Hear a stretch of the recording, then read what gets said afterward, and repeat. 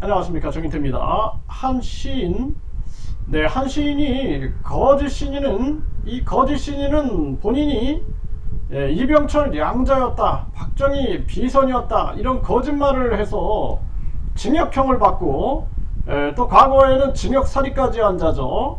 이런 자가 지금 유튜브에 본인 이름만 써도 그 이름이 성명권이다 해가지고 유튜브 채널 폭파를 진행하고 있는 아주 안타까운 그러한 대한민국의 현실입니다.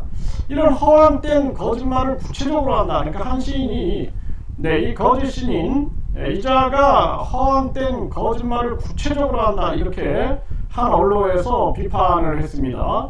허황된 거짓말을 구체적으로 한다. 이게 과거부터 마찬가지였습니다. 그래서 과거에도 박근혜 정치인과 결혼하기로 했다라는 거짓말뿐만 아니라 이 감옥에서 나와서도 이 이뉴스 투데이에 보게 되면 이자가 다시 시작된 거짓말 해서 방송인 김구라와 토크쇼 진행할 것, 관계자들은 금시초문이다, 이런 기사가 2009년에 나온 바 있는데, 여기서 보게 되면 출소 직후부터 거짓말을 해 또 논란을 빚고 있다는 것입니다. 아니, 거짓말 때문에 감옥에 들어갔어요. 이자가 유엔 사무총장 후보였다, 또 부시 대통령 만찬에 한국 대표로 참여했다, 박정희 비선이었다, 그리고 뿐만 아니라 이병철 양자였다, 이렇게 떠들어대다가 감옥살이 했는데, 감옥살이 딱 나오자마자 또 거짓말을 해서 이 문제가 되고 있다는 거예요. 그래서 그러면서 언론과의 인터뷰에서 토크쇼 진행을 검토 중이다, 이렇게 밝혔다는 것입니다. 그러면서 자기 정당 홈페이지에 케이블 채널 온스타일에서 방송인 김구라와 함께 토크쇼 구라만땅 진행을 검토하고 있다는 구체적인 내용까지 올라와 있다는 거예요. 그런데 이 온스타일은 채널 성격상 그런 토크쇼는 기획한 적 없다 입장을 알렸고, 김구라 측도 예전 방송 때문에 한번 만났을 뿐이다, 이렇게 얘기를 했다는 것입니다. 그러니까 이자가 얼마나 이 거짓말을 구체적으로 하고 있는가. 그래서 지금 같은 경우에는 이제 박근혜 결혼하기로 했다, 이런 얘기 못 꺼내죠. 감옥살이까지 했으니까.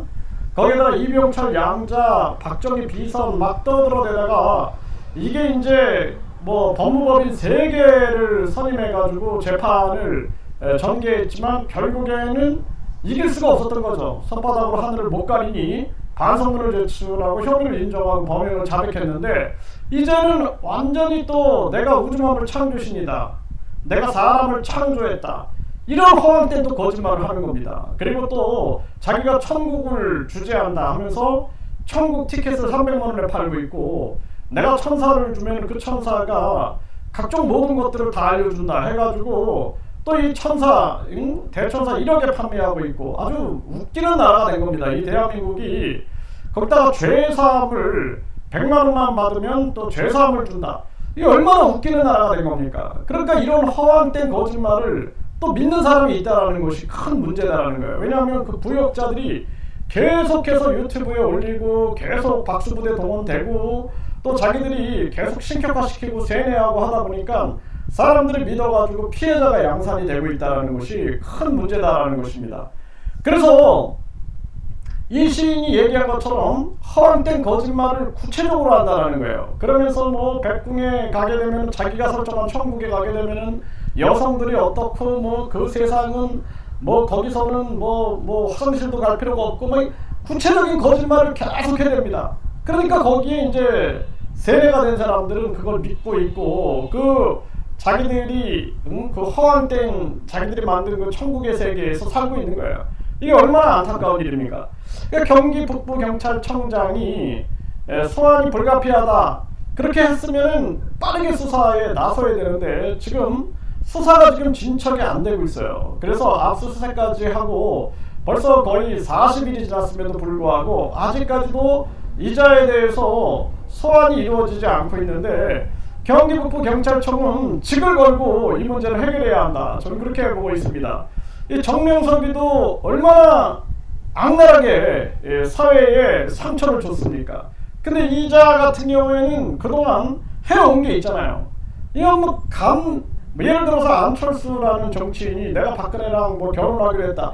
정치 속에서 완전히 매장됩니다. 그거는 매장이에요. 이준석이 예를 들어서 내가 뭐 유엔 사무총장 후보였다라고 거짓말을 했다 그러면은 그건 완전히 매장되는 거거든요. 근데 이자는 뻔뻔하게 계속 대선에 나오고 그것도 모자라가지고 지금 내가 사람을 창조했고 내가 우주를 주재하고 우주의 주인이고 창조주고 하면서 계속 지금 종교 장사질을 하고 있는데 이런 거를 그냥 내버려 둔다라는 건 말이 안 되는 것입니다. 그러니까 경기 북부 경찰청장은 직을 걸어야 되는 거예요. 이거 직을 걸어야 되고 지금 양주 경찰서장도 직을 걸고 이 문제를 규명하지 않으면 안 된다. 이게 대한민국의 미래가 달려 있는 거예요. 참 가슴이 아픕니다. 이 유관순 열사께서 내 진짜 손톱이 빠져나가고 내 귀가 잘려나가고 코가 잘려나가도 그 고통은 참을 수 있어도 나라를 잃은 이 고통은 참을 수 없다 그랬어요. 그리고 내가 이 조국을 위하여 바칠 수 있는 목숨이 하나밖에 없다라는 것이 나는 원통할 따름이다. 이런 얘기를 했습니다. 그 고등학교 2학년 나이 18세가 그런 얘기를 했다라는 거예요. 대한민국의 민족 정신은 어디 갔냐라는 것입니다. 이런 자가 판치고 있는데도 지금 여기에 대해서 심판을 못하고 있다 그러면은 대한민국은 미래가 없는 거예요. 이 자가 지금 3년 만에 409억인지 400억대 돈을 벌었다 이렇게 떠들어서 지금 쪼는 겁니까? 이 자가 주변에 계속 변호사들을 선임해가지고 쪼는 겁니까? 이런 자를 심판하지 못한다라면 안 된다라는 것입니다. 이 자가 대선에 3번 나오고 그래서 쪼는 겁니까? 절대로 안 된다. 이 자가 어떤 조직을 갖고 있든 이 자가 어떤 연결망을 갖고 있든 반드시 심판해야 된다는 거예요. 대한민국 정치인 하나 없어요. 정치인 하나 이런 거 바로 잡겠다라는 정치인 하나 없는 겁니다. 이 자기들 그냥 계속해서 특권이나 누리려 하고 자기들이 특권 지배층이 되고 탐욕스러운 지배욕에만 눈이 멀어있지 사회를 바로잡고 그리고 우리 사회 속에 약자들이 있어요. 정신적으로도 인지적 약자도 있습니다. 인지적 약자들도 있는데 뭐 이런 사회적 약자들을 보호할 생각은 안 하는 거죠. 이 자들이 계속해서 그냥 반사회적인 종교에 먹잇감이 되든 말든 신경을 안 쓴다라면 그건 사회가 아니다라는 거예요.